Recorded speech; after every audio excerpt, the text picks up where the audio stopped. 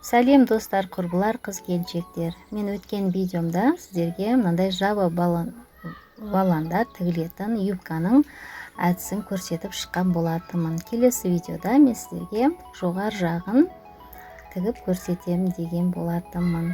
Яғни мен жоғар жағын бұның тігіп шықтым. Әрине оны толыққанды көрсетудің қажеті жоқ, өйткені мен өткен видеоларында осы фасондағы дизайнның бәрін видеоға салған болатынмын. Сол видеоларды көріп, тамашалап, жаңағыдай өздеріңізге түсініксіз болған жерін алсаңыздар болады. Міне менде мынандай дизайнда мен оған мынандай галстук қойып шықтым. Астындағы юбкасымен сочетаниясы өте керемет болды. Міне өздеріңіз көріп тұрғандай.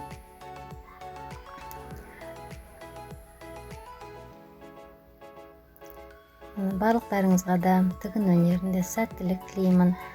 Яғни видеоны аяғына дейін көріп, тамашалап, достарыңызбен бөлісіп, видеоның соңында өз пікірлеріңізді қалдырып, қоңырауша лайк басып қойсаңыздар, өте керемет болады.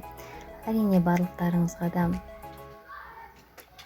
осындай керемет жаңағы бұйымдарды өздеріңізге тігіп алуларыңызға мен сәттілік тілеймін.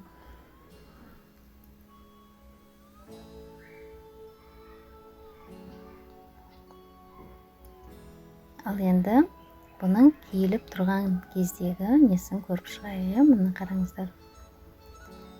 Екіншісі мен сочный персик цветінен де тігем деген болатынмын. Міне мынау сол екінші кофтасы.